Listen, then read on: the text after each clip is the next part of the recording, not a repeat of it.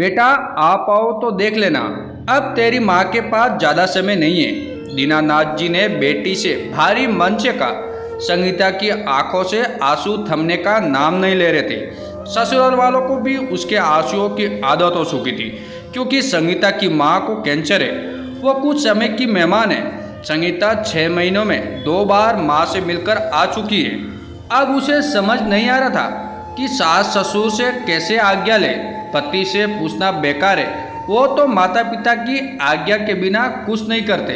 संगीता ने हिम्मत कर सास के कमरे में प्रवेश किया। मम्मी जी देखो, बहू हम तुम्हारा दर्द समझ रहे, पर जीवन की डोर तो ईश्वर के हाथ में है। तुम रोज रोज अपनी गृहस्थी छोड़ मायके जाती रहोगी तो तुम्हारी माँ का दर्द कम नहीं हो जाएगा। समधन जी की कोई अकेली तो है नहीं, भगवान की दया से समधी जी है, तुम्हारे भैया भाभी है, सब अच्छी देखभाल कर रहे हैं। संगीता को इसी जवाब की उम्मीद थी। संगीता ने अपना मन पक्का किया और घर के कामों में व्यस्त हो गई, लेकिन फिर भी सारा ध्यान माँ में लगा हुआ था। एक बेटी बहू बनने के बाद कितनी मजबूर हो जाती है। लाख बेटा बहू सेवा कर रहे होंगे, पर एक बेटी की तड़प, उसके मन की व्यथा कोई नहीं समझ रहा। ऊपर से सासू माँ का ये कहना, हम तुम्हारा दर्द समझते हैं, लेकिन कोई नहीं समझता। कुछ दिन बाद संगीता की माँ ने दुनिया से विदा ले ली। संगीता मायके पहुंची।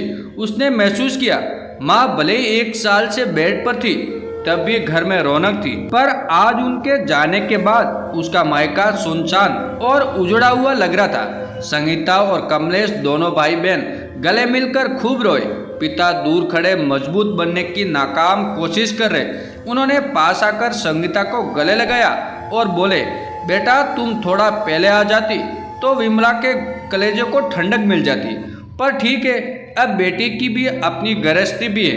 पहली बार संगीता को अपने बेटी होने का अफसोस हो रहा था। माता पिता ने परवरिश में कभी महसूस नहीं होने दिया कि वो बेटी है, पर ससुराल वालों ने उसे बहू के फर्ज याद दिलाकर एहसास करा दिया कि बेटे और बेटी में बहुत फर्क है। दाह संस्कार हो गया।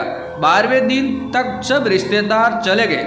संगीता के सास ससुर और पति भी आए और मुंह दिखाकर चले गए।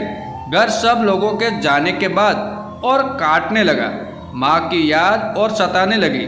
संगीता ने अपना बैग भी बना लिया। उसकी भाभी शीतल एक लाल चुन्नी में बंधी माँ की चूड़ियाँ लेकर संगीता के पास आई। दीदी, आपको मम्मी ने अपने अंतिम समय में बहुत याद किया। आपको ये चूड़ियाँ वो अपने हाथों से देना चाहती थी, लेकिन आप आ नहीं पाई। सो ये चूड़ियाँ मम्मी की अंतिम निशानी है, जो उन्होंने मुझे आपको देने को कहा था। संगीता की माँ सोने की सीढ़ियाँ को सीने से लगाकर जोर जोर से रोने लगी। माफ़ कीजिए दीदी, माँ के इलाज में काफ़ी खर्च हो गया, इसलिए फ़िलहाल हम आपको इससे ज़्यादा कुछ नहीं दे पा रहे, पर जल्दी ही कुछ इंतजाम कर हम आपको भिजवा देंगे। शीतल की आंखें झुकी हुई थी। संगीता ने सारा चूड़ियाँ भाभी के हाथों में पहनाकर एक चूड़ी अपने हाथ में पहन ली। भाभी, आपके हाथों में ये चूड़ियाँ मुझे मेरी माँ के होने का एहसास कराएगी। जहाँ तक बात अंतिम निशानी की है, सो मैं आशीर्वाद स्वरूप एक चूड़ी रख लेती हूँ। दीदी, आप क्यों मुझ पर पाप चढ़ा रही है? शीतल ने चूड़ियाँ उतारते हुए कहा। भाभी, अब आपसे ही मेरा मायका है, आप ही मेरी माँ हो। आपको पता है, माँ मेरी खुशी के लिए कुछ भी करती थी। अब आप जान लो, मेरी खुशी इसी में है। बस मेरे मायके को इसी तरह से महकाए रखना, मेरी यही चाह है। मुझे कभी माँ की कमी महसूस मत होने देना। संगीता भाभी के गले लगकर रोने लगी। कमरे के बाहर खड़े दीनानाथ जी भीगी पलकों के साथ आसमान को निहारने लगे। देख रही हो विमला, भाभी और ननंद आज माँ बेटी बन गई है। जब मुझे ये देखकर इतना अच्छा लग रहा है, तो तुम्हारी आत्मा को भी बड़ा सुकून मिल रहा होगा। संगीता ने भारी मन से मायके से विदा ली। ससुराल पहुंचते ही संगीता की सास की नज़र उस एक चूड़ी पर चली गई। क्यों बहू, समधन जी को ये 6 चूड़ियों का सेट था। बेटी को दान में सिर्फ 1 चूड़ी देते, उन्हें वहम नहीं आया? मरने के बाद बेटियों को दान तो महादान माना जाता है। तुम तो इकलौती बेटी थी। सास एक एक शब्द संगीता के सीने पर किसी तीर की तरह लग रहा था। माँ के जाने के दर्द से वो अभी तक उभरी नहीं थी। सो गुस्सा आज सास पर फूट पड़ा।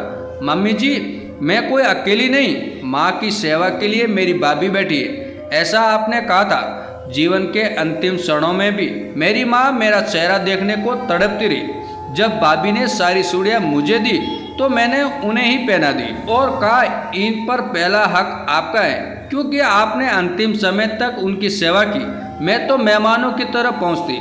संगीता इतना के अपने कमरे में आ गई। सास का चेहरा उतर गया, वो कुछ बोलने योग्य ना रही। मानी मान इस नुकसान का दोषी वो खुद को ही मान ली थी। दोस्तों, ये कहानी आपको कैसी लगी कमेंट करके जरूर बताएं और हमारे चैनल पे न्यू हो तो हमारे चैनल को सब्सक्राइब जरूर कीजिएगा।